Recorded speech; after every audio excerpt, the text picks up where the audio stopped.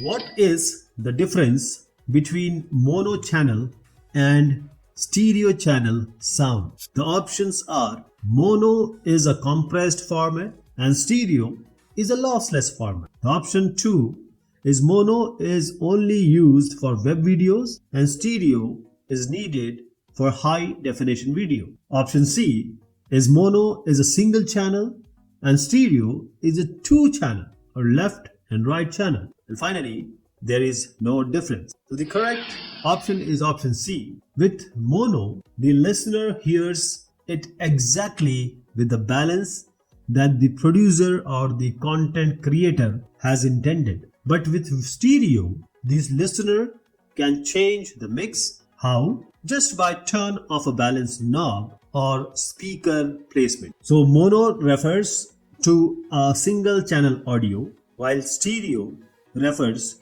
to two channels, a left and right channel. So this means that in stereo sound, the audio is divided in two separate channels, allowing for a more immersive and spatial listening experience.